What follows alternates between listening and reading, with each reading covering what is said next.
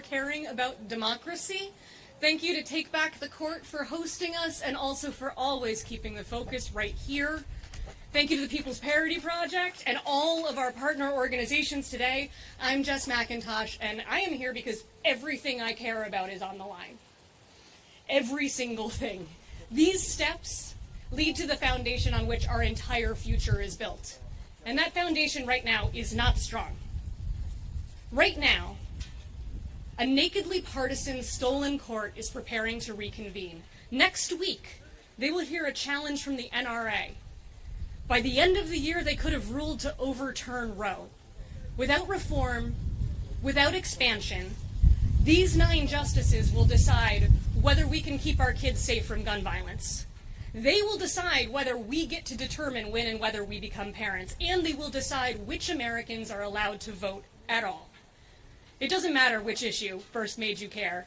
Climate, racial justice, healthcare, every single one of them is on the line. And you understand that. That's why you're here. You know what has to be done, and you understand the stakes. So congratulations, you get it. Also, I'm deeply sorry, you get it. You're going to be hearing from some fantastic leaders today who have gotten it for a long time and have been sounding the alarm on the danger this court poses. But today is not just about danger, it is about opportunity, it is about solutions. And so to bring us a little bit of hope, I want to introduce a few of the leaders on this issue. They are all co-sponsors of the Judiciary Act. From Massachusetts, Senator Ed Markey. From Minnesota, we have Senator Tina Smith, and Representative Ilhan Omar is out there somewhere. Representative Mondaire Jones from just a little north of me in New York are all going to talk to you today, as will a number of other folks who know more about this than anybody ought to. First up, Senator Markey, thank you so much. Thank you so much. Thank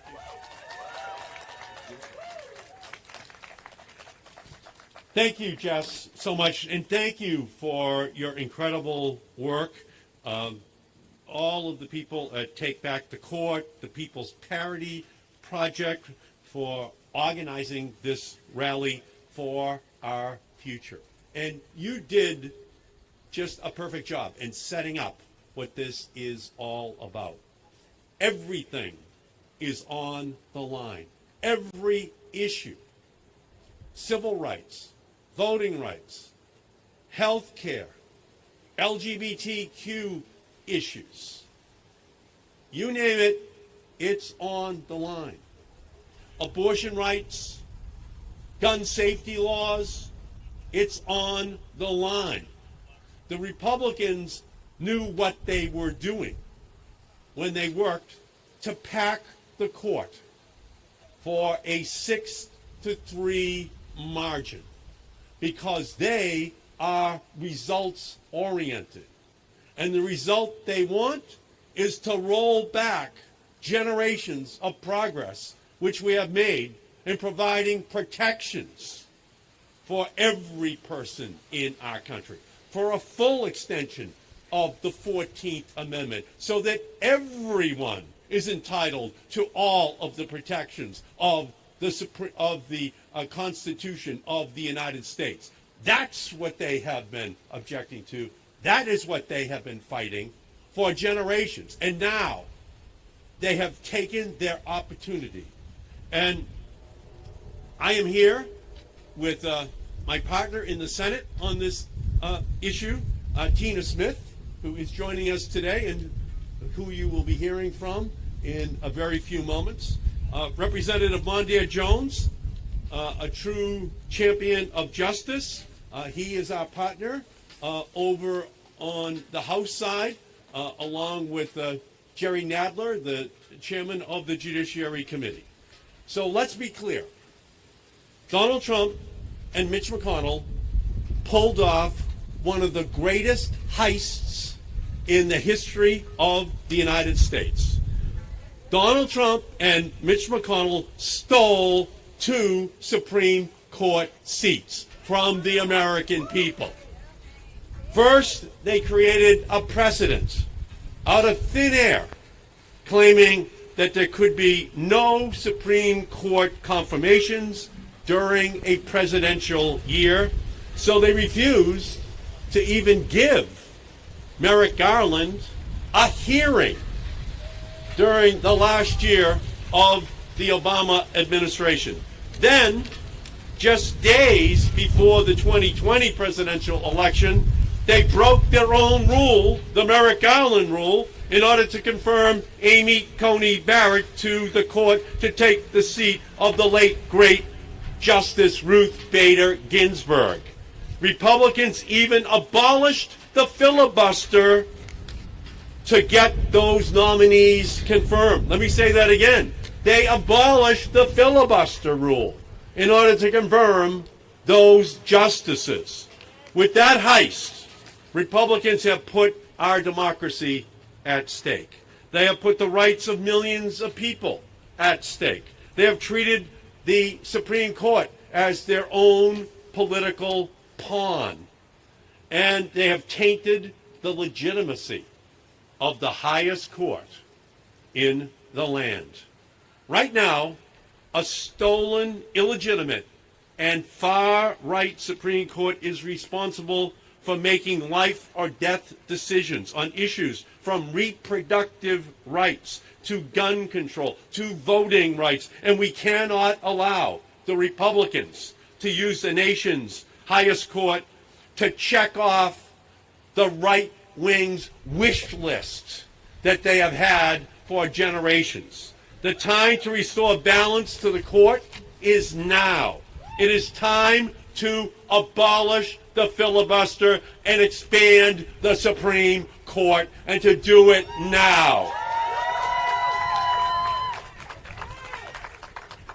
Adding 4 seats to the Supreme Court is how we restore justice, balance, and legitimacy to it, and that's exactly what our Judiciary Act will do.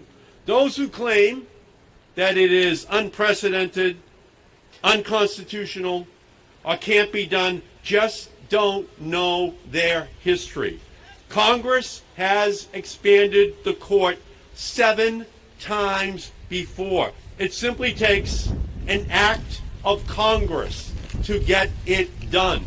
We don't have to amend the Constitution. We just have to have a vote in Congress to expand the court. We cannot let Republicans' unparalleled theft of 2 Supreme Court seats go unanswered. Because if we do not act now, they will come back for more. That is how Mitch McConnell thinks. That is how Donald Trump thinks. That is how all of their supporters think. And that is why I am proud to be here with all of you, fighting for a just court system, for fighting for a just tomorrow for everyone in our country, not just a small slice of it who happen to be part of the Donald Trump world that seeks to make America something that does not represent every person in our country. Behind us, we will expand the Supreme Court, and with every bad decision the Supreme Court makes with their 6-3 majority, we are going to be building this army of activists across our country to reclaim justice for everyone in our nation. And now let me turn to introduce to you the great senator from the state of Minnesota, Tina Smith.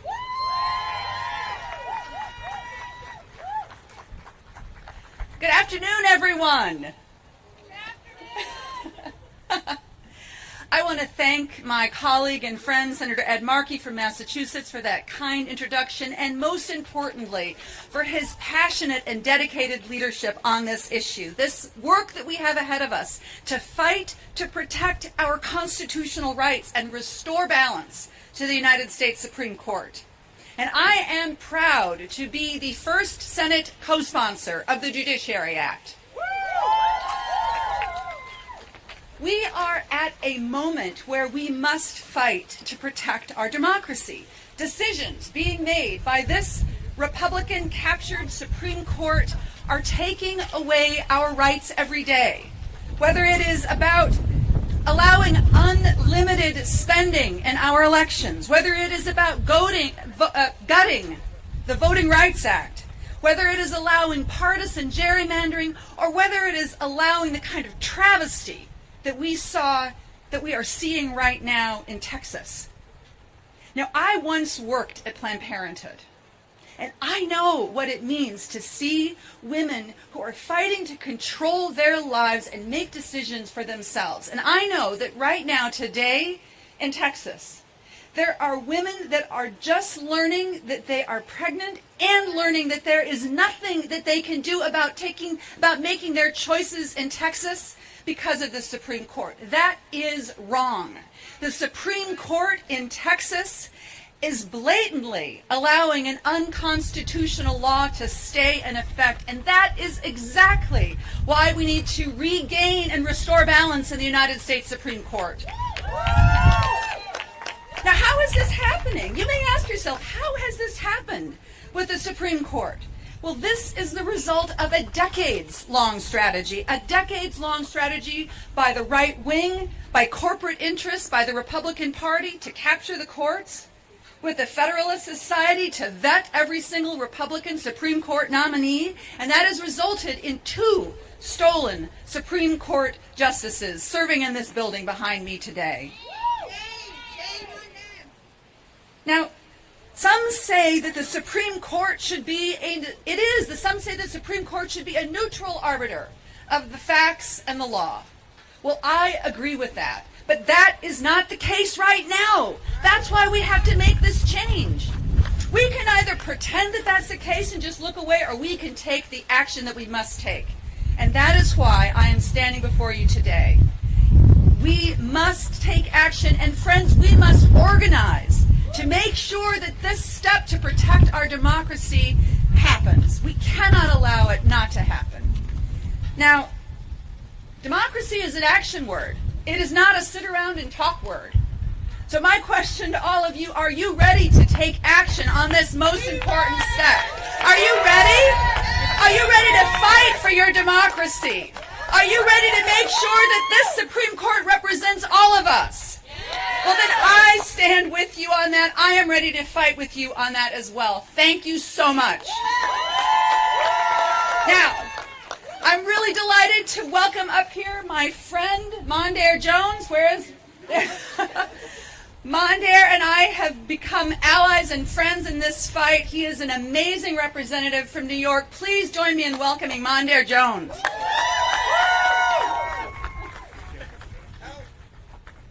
Thank you for that.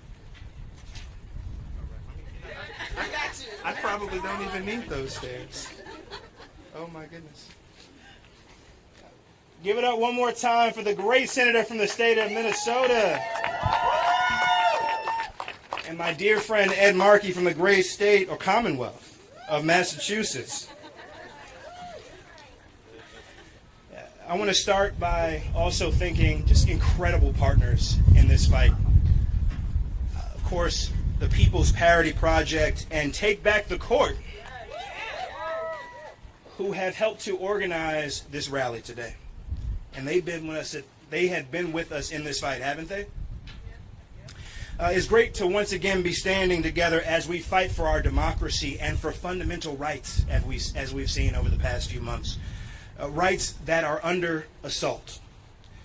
Our right to vote, our right to reproductive freedom, and our right to live as our authentic selves are being snatched before our very eyes. All because of the 6-3 hyper-partisan far-right supermajority that sits behind us, made possible only by what happened exactly 1 year ago today. 1 year ago today, Donald Trump and his ally, the Grim Reaper, Mitch McConnell, rushed through the confirmation of Amy Coney Barrett as votes were already being cast in a presidential election, violating, funny enough, the non-existent rule that Mitch McConnell had invented just a year or so before to block Merrick Garland. They did this because the far right will do whatever it takes whatever it takes to hold on to power. And now, bolstered by last year's confirmation of Amy Coney Barrett, this court will go further than any other in modern history to rig our democracy in favor of the far right and the special interests that bankroll them. This court will maintain minority rule for generations to come, dismantling our democracy in the process. And let's be clear, as you just heard from Senator Smith, this didn't just happen overnight. This didn't happen by accident either. The Supreme Court has been dismantling our democracy for years. One decision at a time, the far-right majority on the court has unraveled the Voting Rights Act of 1965, the crown jewel of the civil rights movement, to produce a government that does not look like, understand, or even pretend to serve the people of this country.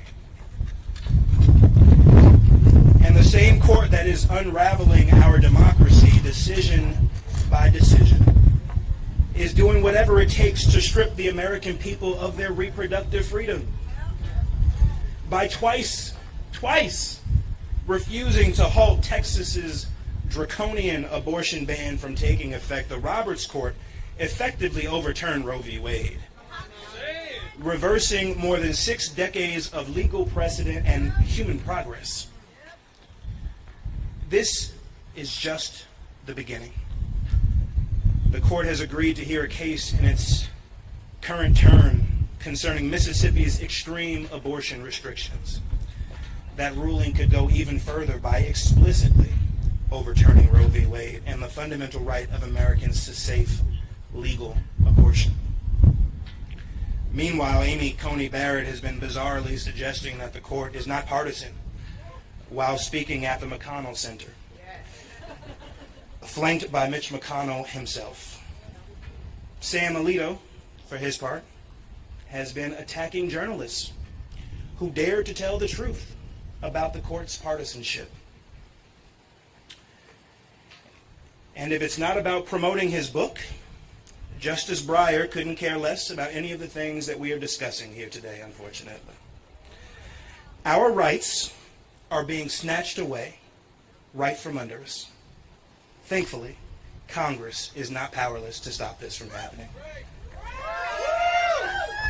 We have the power and the responsibility to save our democracy and to protect fundamental rights by expanding the United States Supreme Court. This is not unprecedented. 7 times before in our nation's history, Congress has changed the size of the court, including during the Reconstruction era, to defeat white supremacy. Today, we must do so again. That is why in April of this year, along with my good friend Ed Markey and Representatives Jerry Nadler and Hank Johnson, I introduced the Judiciary Act of 2021. And this is our bill that would restore balance to the court and save our ailing democracy and the attack on our fundamental rights. It would stop that from happening by adding 4 seats to the Supreme Court. We can protect our fundamental rights and we can save our democracy, but only if we fight for it. Only if we fight for it. It is why we are rallying here today, and it's why I'm so grateful to have you in this fight with me. My God, we all understand what is at stake here, but we need everyone on board with us. We need to be talking to friends, neighbors, and family members about the existential threat posed by the Supreme Court majority. And get this, the American people are already on our side. Last month, a poll came out showing that 91% of Democrats and 61% of likely voters support Supreme Court expansion.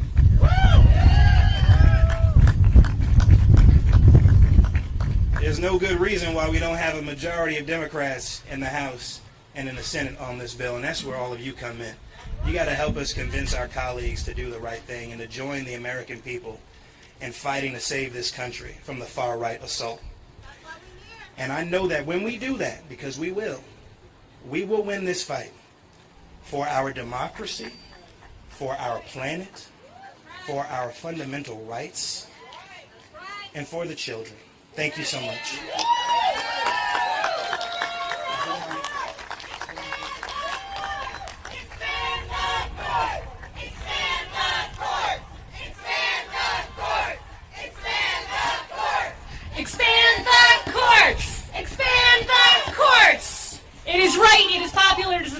have to do. Thank you, Representative. Thank you, Senators. And now to bring us all some much needed perspective, because as we just heard, the courts being used to undermine our civil rights is not new. I am very excited to bring you a conversation between educator and historian. She's the professor of African American Studies at Emory University and a Take Back the Court board member, Carol Anderson, in conversation with the executive director of Take Back the Court, Sarah Lipton-Lubit. They'll be followed by a look at the real-life consequences of some of these Supreme Court decisions by interfaith minister and leader on reproductive freedom for women, Reverend Forbes, and the co-host of Pod Save America, former senior advisor to President Barack Obama, Dan Pfeiffer.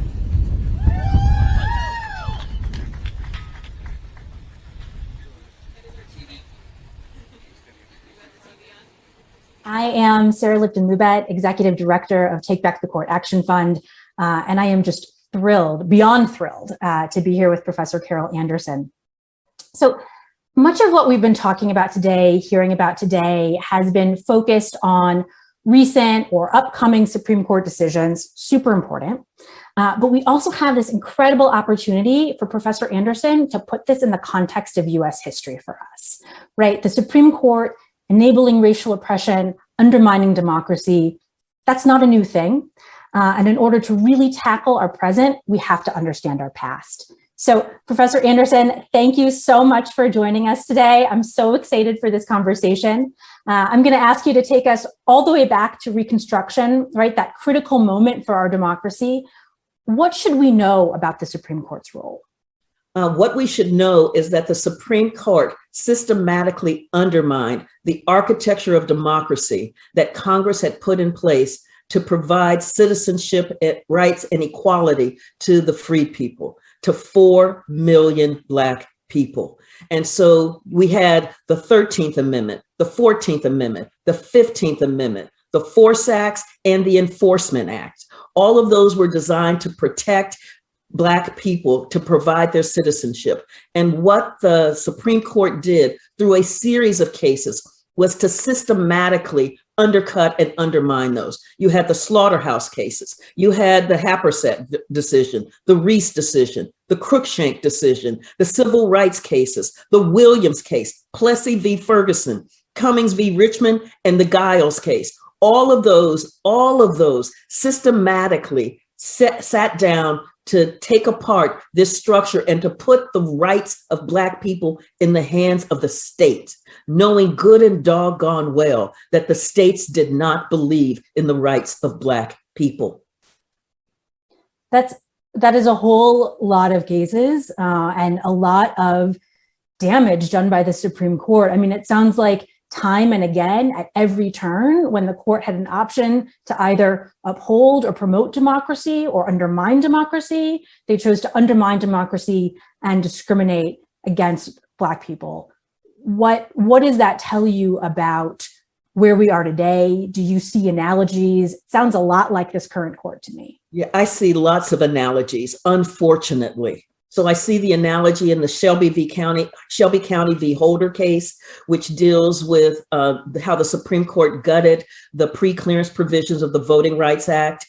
And then I see it in the Gill decision, where the court just punted on extreme partisan gerrymandering. I see it in the Bronovich decision, where the court basically lays out, yeah, there's going to be disparate impact, as long as it's not too much. It's as if the 14th Amendment doesn't say equal protection under the law. It says kind of, sort of equal protection under the law. That is what this Supreme Court decision is actually bringing about, is a recipe for how to discriminate against American citizens, just the way the court after the Reconstruction did. Yeah, kind of, sort of. You can't cut it when it comes to equality, when it comes to our rights, when it comes to democracy.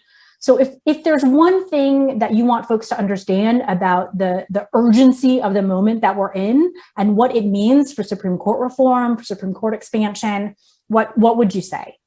The court needs to be rebalanced. It has already been packed. It was packed when Merrick Garland's nomination was stopped. It was packed when Neil Gorsuch was put in that place. It was packed when Brett Kavanaugh was rushed through. It was packed when Amy Coney Barrett was pushed through. The court has already been packed. And we have seen the evidence of what that means. It means Brnovich. It means the shadow docket use in the case on reproductive rights in Texas. That's what packed means. It means the evisceration of our basic rights. We need to rebalance the court.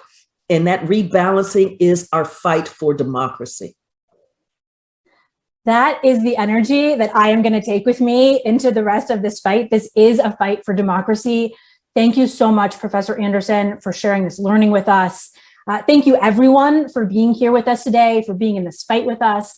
Don't forget to visit takebackthecourt.today, where you can get fact sheets, FAQs, sign up for our email list, and we can all keep this learning going together. It is now my honor to hand things off to Dan Pfeiffer, former Obama White House communications director, Pod Save America co-host, and lucky for us, an advisor to Take Back the Court. I cannot wait for you to meet the incredible activists that he's talking to, who will shine a light on the real impact that this court has on people across the country every day. Thanks, Sarah, and thank you, Carol. I am now honored to be here today with the Reverend Erica Forbes, the Faith and Outreach Manager for the Texas Freedom Network. Reverend Erica, thank you for joining us. Absolutely. Well, Reverend, I want to start by asking how the passage of SB 8 has affected your community, your congregation, and the work that you have been doing. Well, quite frankly, it has been devastating. And I don't even use that word to be extra dramatic, although ministers are dramatic. The reality is SB 8 has decimated our communities, as well as the lives of many women that I personally interact with, that I personally counsel. And quite frankly, I don't even know how people can sleep at night knowing how devastating this law has been. Can you give some examples of how it has affected people in your community? Sure. Let me give you an example that happened just after midnight when SB 8 went into effect. I do a lot of work with young women who are either making their choice or have already made their choice to end their pregnancy. And I received a text from a young woman who was underage, and they mostly text, of course. And she said, how am I going to get a bus out of the state when it took me 2 days to figure out how to get a bus from Dallas, Texas to Fort Worth to the clinic? That's what we're talking about. It took her 2 days to figure out how to get a bus 30 minutes away. And now she was going to have to try to figure out how to get out of the state. It was devastating to her. So that was the call that I took just after midnight. And how are people adjusting or responding? And what's the level of support you've seen from both folks in the state and folks out of the state to support your work? Well, people have responded in the way that people always do when there is a crisis. And that is to rise to the occasion and to infuse Texas with what can we do to help? And what we have been saying as clergy, as activists, is send money to the funds, because we've got to make sure that the funds are fully funded for this long range drama that's unfolding. And more importantly, we've had clergy from across denominations for the first time ever come together, and we convened at Texas Freedom Network a clergy call. We had over 100 clergy on a call ready to step up and do whatever it takes, whether that is rent a bus, whether that is escort women into the clinics, whatever it takes to make sure that women have access to their legal right to an abortion. And for folks around the country who look at this and think of this as something that is terrible but limited to Texas, how do you put this in the larger context for people around the country? The larger context is that it's on its way. This SB 8 is not just for Texas. As we already see in other states, we're already seeing copycat laws moving. And so if you think that it's only isolated to Texas or to the Fifth Circuit Court area or to the South, then you're thinking incorrectly, because the reality is it's already spreading like a virus. And so that's terrifying. That's really terrifying. And what was your reaction, and maybe perhaps reaction from a lot of people you work with in Texas, when the Supreme Court allowed the law to go into effect? Well, it was the same reaction that we often hear from people. Well, they can't really do that, right? I mean, they're not really going to do that because that's illegal, right? It's always this sort of like shock, like it's impossible. It's impossible for that to happen. But we knew it was possible. And SB 8 is the example of how the impossible becomes probable and then happens immediately. That's the reaction. How, as you have dealt with this and your community has dealt with this, your congregation have dealt with this, what has given you hope as you have fought against a legislature that did not care about the Constitution or the rights of people, and then a court that seemed to fly in the face of precedents and allow this law to go into place without even having a hearing? Well, quite frankly, what has given me hope is the return of people that were sort of sleeping on this issue, as you might want to say. They were sort of passive, and they've all of a sudden woken up to basically a what the heck moment, and have realized we've got to do something. And what has also given me hope is the greater realization from communities of faith that no matter what our individual faith is, we know that it is a moral right for a woman to have choice. And that has given me hope, as well as seeing people who have been fighting this fight for, 40 years have doubled down. And it's only made Texans more resolved to fight even harder. And that has given me a tremendous amount of hope. And you've seen a lot of allies from around the country in this fight?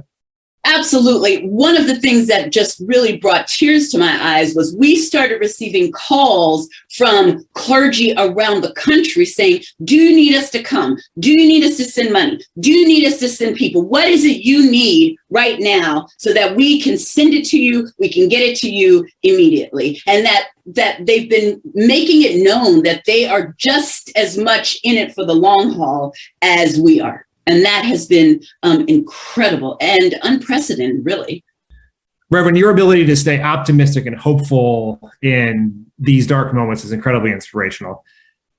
Am I hearing you correctly to say that you think that this terrible ruling, this terrible law may have actually awoken a dormant movement or galvanized a movement to fight for women's reproductive freedom all around this country?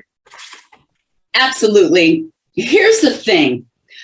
All of us now at this age have already received the benefits of the fight that people have done before us. And so what I know is that the reason we're more resolved is because we know that this fight isn't necessarily for us. We've already received the benefits. This fight is for our children's children. And when you put people and their backs are against the wall and they know what's at stake, the strength, the resolve, the resiliency, it raises exponentially. And that's really what's happening. We're creating a new vision that's going to last for the next 40 years. That much has become clear. Reverend Erica, before I let you go, how can people who are watching this live stream today, who are watching this rally, what can they do to support your work in your community in Texas so they fight back against this law and so much more? Well, exactly what they're doing now. Mobilize. They can make sure that they write, that they vote. Of course, it goes without saying, but we keep saying it over and over again. We're where we are right now because of complacency. And so that time is over.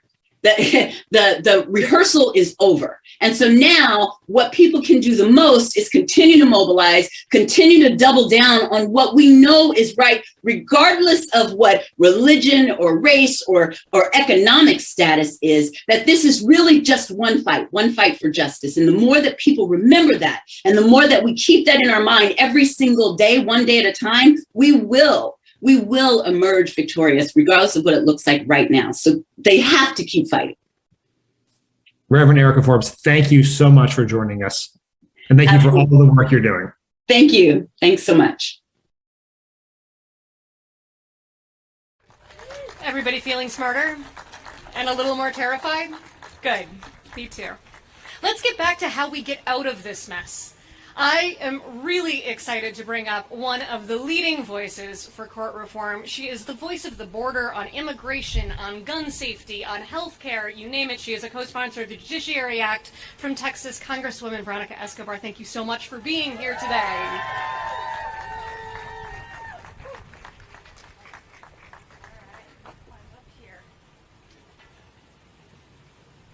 How you doing? Everybody okay? You all, thank you so much for being here. And I have to tell you, thank you for fighting the good fight. You all are in it, fight after fight after fight. And unfortunately, this moment in American history requires us to be in this together for the long haul in fight after fight after fight. And unfortunately, all of our nation's greatest challenges, and really in many ways, the greatest challenges of our generation are ending up right here. And here's what's happening.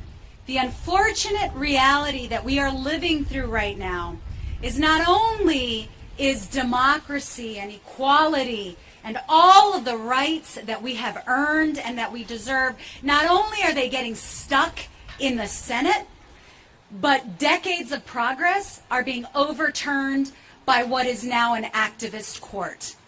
This court, because of recent history, has become Mitch McConnell's plaything. It has lost integrity, and it essentially is no longer an institution we can depend on. We are on a precipice as a democracy, and I don't trust that this court will uphold our democracy. I don't trust that this court will stand for the rights of women and families and children and voters in any way, shape, or form, because the majority that was brought forward by Mitch McConnell, by one man who represents a number of special interests, this court has lost its way. And the only way for us to restore the integrity of the Supreme Court of the United States of America is to expand the court.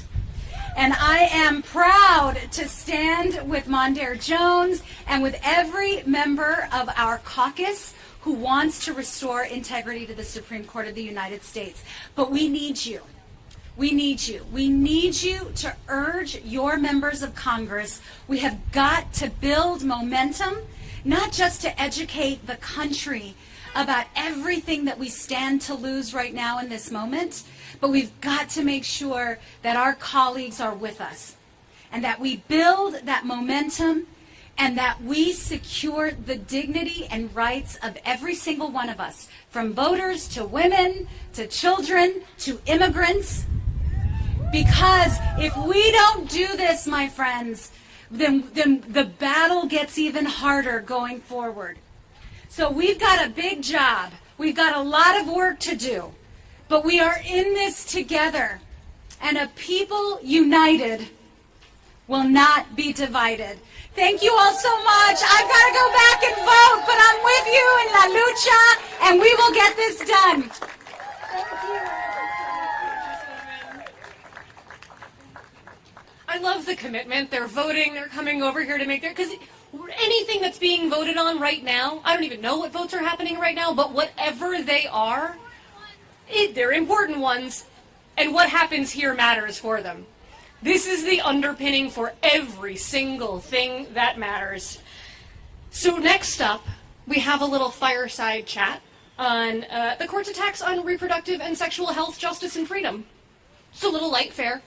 It is with two of my very favorite people. They are the co-hosts of the incomparable Rewire News podcast, Boom Lawyered, which is a lot of fun to say, Amani Gandhi and Jess Mason-Pieklo. But first, I want you to hear from one of the most powerful voices in activism today. He's going to talk to us about what court expansion would mean to protecting access to health care and everything else that matters. Ady Barkan.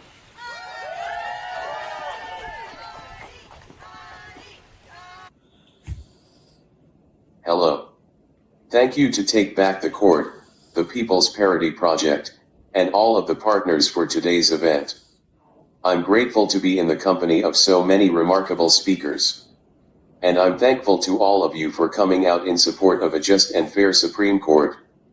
My name is Audie Barkin. 5 years ago this month, I was diagnosed with ALS, a devastating neurological disease. Like millions of others, my illness means the health care I need to survive depends on the decisions of the Supreme Court. And so, in 2018, I came to DC with a wave of people just like you to fight back against a botched Supreme Court nomination.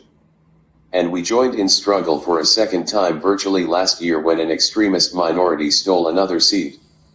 And today we're raising our voices again.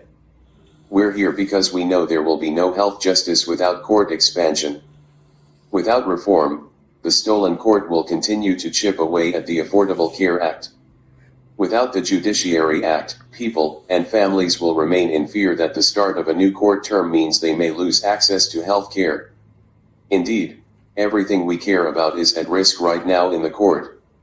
Voting rights, reproductive rights, racial justice, climate action, and immigration reform all hinge on the decisions of this body.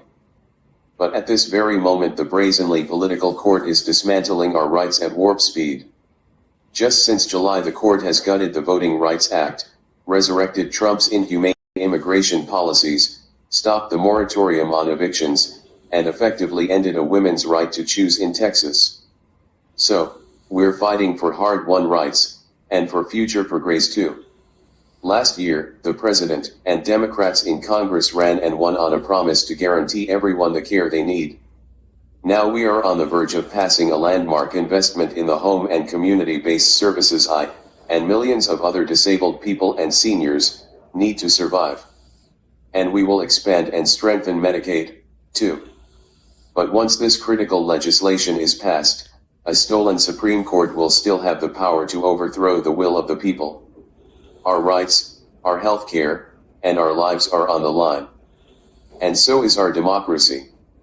The very notion that we should order our world based on decisions that we make together. Because right now we're not making decisions together. Instead, an extremist group of billionaires has co-opted the court to advance their own anti-democratic and pro-corporatist agenda. We cannot let this theft remain unchallenged. We must fight to pass the Judiciary Act of 2021. With this legislation, we will return the court to the people, protect our health care and save our democracy. I'm grateful to the 30 members of Congress who've already endorsed the Judiciary Act. Now I call on all those who have not to speak up for democracy. And to everyone gathered today, this moment demands we all become organizers and enlist our friends, neighbors, and families in this fight. Now is the time to pressure our lawmakers to support the Judiciary Act. This is our chance. Today will never come back again. I know we have a tough battle ahead. The extremist forces that have stolen the court from the people will not give it up without a fight.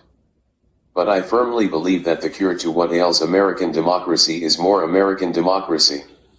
That our problems are created by people and that we can solve them only with people's power. This is our court, our country, and our future for the making.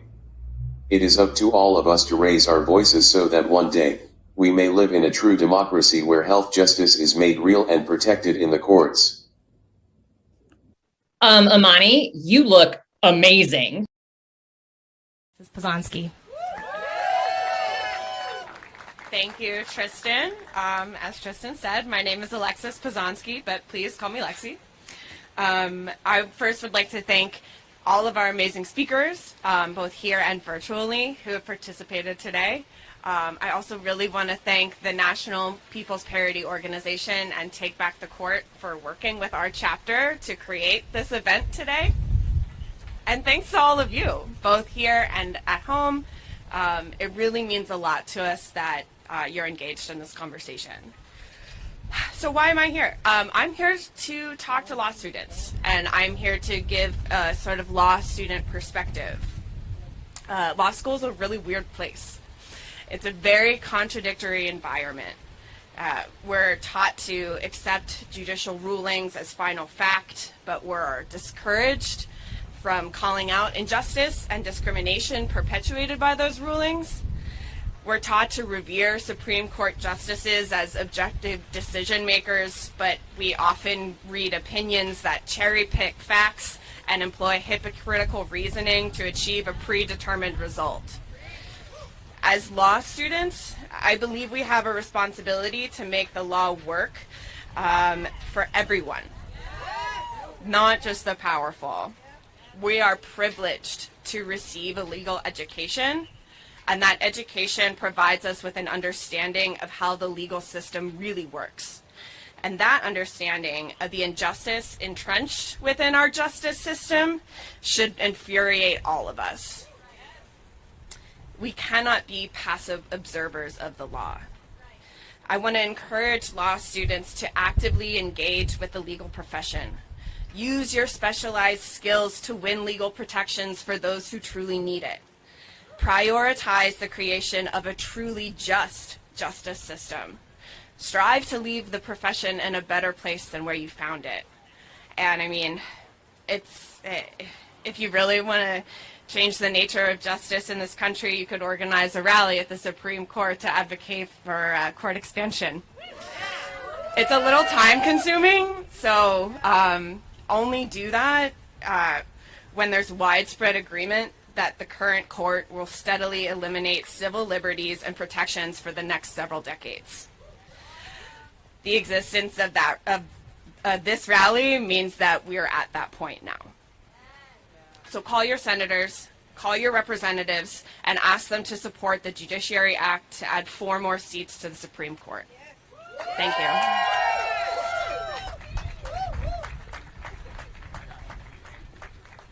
Thank you, Lexi. Thank you, People's Parity Project. Well, we are trying to get the audio for Adi Barkan. I know that everybody who was watching at home got to see it. We're going to try to make sure that we can play it for you all, too. And we are waiting for our final congressional speaker to finish her votes and come on over. But I do know that we can hear from the Rewire podcast co-hosts, Boom Lawyered, I get to say it again, Amani Gandhi and Jess Mason-Piccolo. Amani, you look amazing. It's the hair. It suits you. Thank you. It suits you. You know what else suits this moment? Expanding the Supreme Court. Honestly, like, if there's one thing that I was hoping that the Democrats would be able to do when they took the Senate by like the little squeezy amount that they did, was actually do something when it came to court reform. And so Biden sets up this commission, and in the end, it's basically like, yeah, court reform would be bad because it would make people think that the court is too partisan. Yeah, we got to nip this in the bud. The court is so partisan. Help me, Jess. Help me. We got to nip this in the bud. I mean, look, we talk about the courts a lot. Mm-hmm. We sometimes don't even have very nice things to say about the courts, but they're really important. The courts are like the last firewall for our democracy. And when they get gamed in a political way, the entire democracy gets gamed. So like we talk about this on our podcast, Boom Lawyered, all the time with regards to abortion rights in particular, right? There's 1, maybe 2 direct challenges to Roe v. Wade on the court's docket this term. This is not good, Amani. It's not good. And what's so frustrating about the judiciary, the federal judiciary right now, is that I used to be one of those people that believed in the courts, I knew that for the most part, Republicans would appoint some, and then, there would be Democrats who would appoint some. And I knew that there was a partisan process, but the way that the court has just devolved into this hyper partisan morass, not just the Supreme Court, but the appeals courts too. I mean, can we talk about the Fifth Circuit for a minute? No, I refuse. What's going on with the Fifth Circuit? I mean, we talk about the Fifth Circuit all the time, and we say it's hyper partisan and uber partisan, but there's just no excuse for what has gone on with respect to the Fifth Circuit in Texas right now, because right now, I mean, as of right this moment, Texas Roe versus Wade is effectively nullified in Texas. And so it's kind of like, who are people supposed to turn to, right? If they can't turn to the federal courts, and if we can't expect the federal courts to do their job and uphold the law and to apply the law as it's written, then what hope do we have for anything that makes sense? It's chaos is what it is. I mean, maybe this is an opportunity, right? Like maybe this is really a chance for us to give a good look under the hood for democracy, right? Yeah. Like everything. Kick the tires of it. See what's going on with it, because it's been a long time since we even added seats to the Supreme Court. This isn't like this is a new idea. We have done this before, right? We expanded the federal circuit so that we had 13 circuit courts. We should have functionally as many justices on the Supreme Court as we do appellate circuits. That way, Sam Alito isn't stuck considering, I don't know, petitions from multiple circuits. That seems like a lot of work. We'd like to give you a break, Justice Alito. We want to give little Sammy a break. He needs some rest. He's so angry all the time. I think he just hasn't had a vacation or like a martini in a while. I'm worried about him. Adding some new colleagues could help spread the workload. That would be good.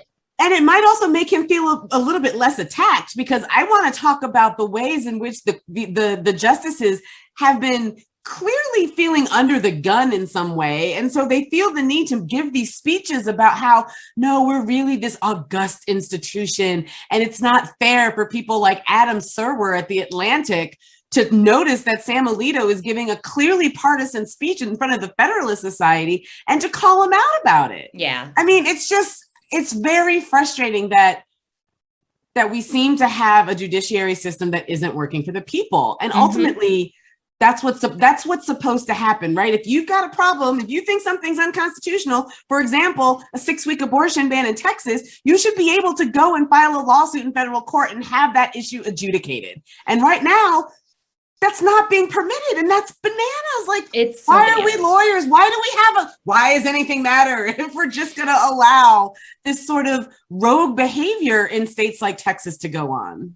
I want to go back to a point that you made earlier, because I think it's so important. You and I both came into journalism first as lawyers. Like, we actually grew up in this system and believe in it and understood that, like, sure, there are conservatives and there are progressives and there are Republicans and there are Democrats, but at the end of the day, we really are all on the same team for democracy. And it feels like that has shifted some. And so one of the things that makes me really sad is the idea that we even talk about this in partisan terms anyway. Like, sure, people have ideas about policies and whatnot, but at the end of the day, progressives and conservatives should be on the same side, that our institutions need to work.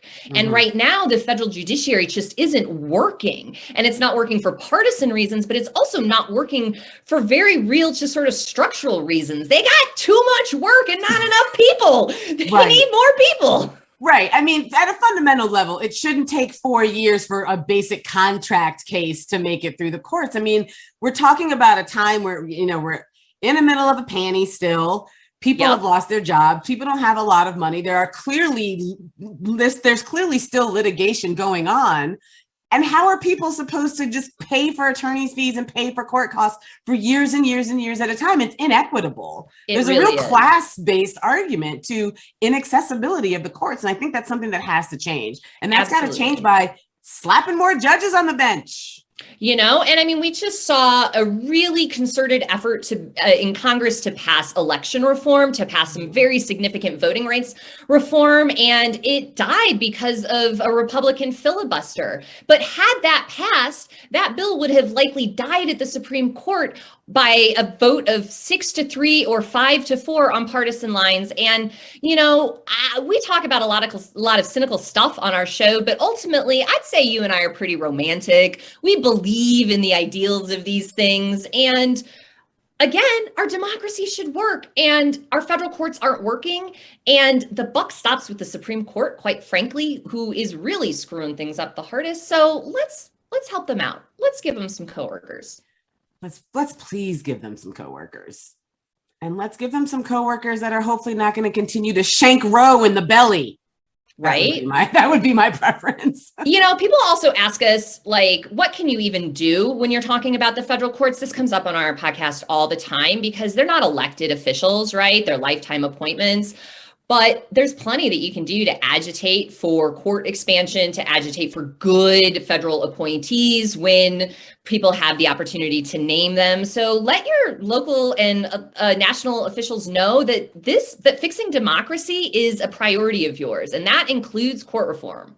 Yeah. And it also means you should be talking to people in your community about it, right? If you're a law nerd, if you're a courts enthusiast, then you should be talking to people who may not understand, especially marginalized and minoritized people who may not understand that their rights are being won and lost at the court by these primarily 6 Federalist Society captured judges, justices. And that's not the way it's supposed to be. And the only way going forward that the people can keep that from continuing to be the way is by yelling about it, by screaming about it, by rallying about it. Yeah, that way we don't have these ridiculous shadow docket decisions like that happened in Texas that allowed SB 8 to take effect in the dead of night. No oral arguments, no transparency. This is just not the way our democracy functions, and it just can't. So, you know, I am as frustrated as I am by all of this. It is really heartening to see people rallying around this issue, to literally be at the Supreme Court saying, yo, we need more people here. We need more justices. We need to fix this. So, you know, when folks say this is just too much, that's one of the things that I like to point him to is say, look at all of us. Look at all of us out here fighting for this. Look at all of the folks who are understanding and galvanizing around this issue from various progressive spaces, so that it's not just me and you talking about abortion in the courts, right? We've got folks now talking about how abortion in the courts are tied to voting rights in the courts, are tied to trans rights in the courts, are tied to climate change. All of these things are tenets of our democracy, and they're all connected. And that's why we got to fix the court. It's all connected. And on that note, back to you all at the Supreme Court. Back to you all at the Supreme Court. Those are our marching orders from Jess and Imani. I'd now love to welcome our last congressional speaker of the afternoon. She has made it over from her votes. This is one of my very favorite voices in the House. She is a civil rights leader and not somebody who will sacrifice principle in the name of tradition. From the state of Minnesota, Representative Ilhan Omar, who is taking selfies with constituents right now and will make her way through the crowd slowly. Congresswoman, thank you for being here. Thank you, Jess. There was one brave person who was like, I'm not going to wait until the speech is over. I want my photo now. Yes, yes. Salam alaikum. Salam alaikum. Good afternoon. Thank you all for being here. I am glad to be in community with you as we make our voices heard to fight for a fair court.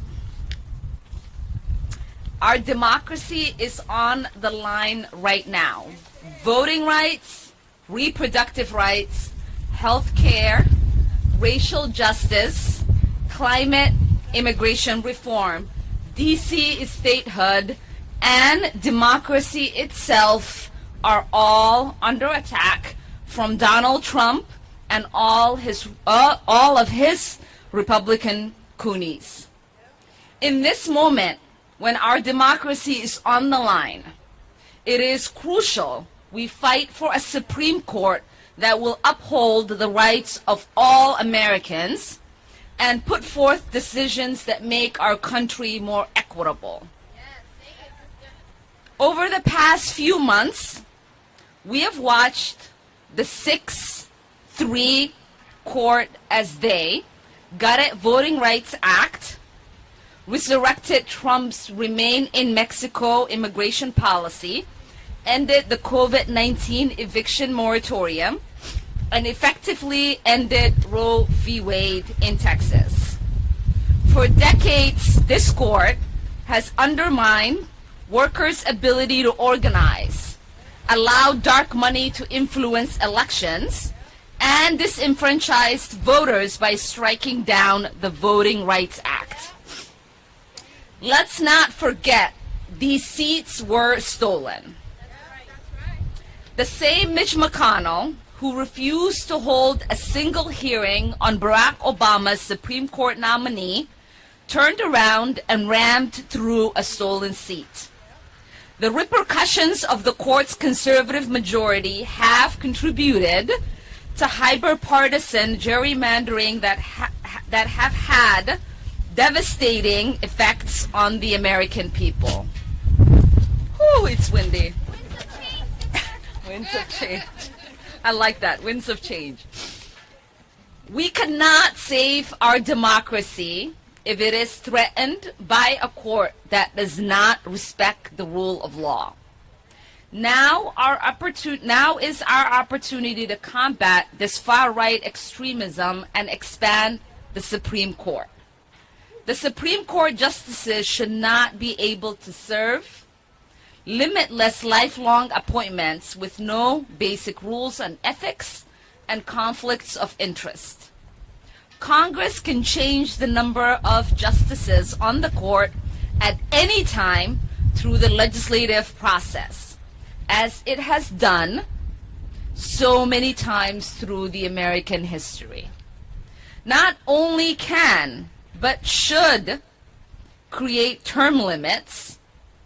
Not only can we, but we should create term limits and establish basic ethics rules and make sure the court reflects the country they are appointed to serve. Thank you all for pushing for progress. We see you, we hear you, and we will continue to fight alongside you until we have a Supreme Court that works for all of us.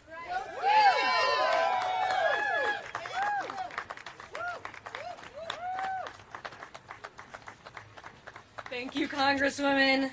And a huge thank you to People's Parity Project for hosting this event today, along with Take Back the Court. I know we have a board member, Stephanie Rose Spalding, out there too. And to all of our partner orgs, CPD Action, Demos Action, Repro Action, Indivisible, Stand Up America, and Just Democracy, you all are doing the Lord's work. Thank you to the speakers and to all of you. Go forth and spread the word. Expand the court. Pass the Judiciary Act.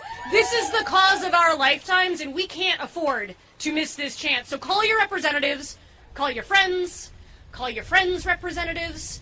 Let them know that we're not going to stop until that building understands that they should represent us, and we're demanding our rights. We will not stand for political corruption. We want a Supreme Court that works for us. Thank you all for being here today. Thank you. Now we're going to try for... Hey everyone, I'm Brett Edkins with Stand Up America, a grassroots community of over 2 million Americans fighting for a better democracy. 1 year ago, we lost Ruth Bader Ginsburg, who spent her life fighting for women, workers, LGBTQ Americans, people of color, all of us who needed a voice.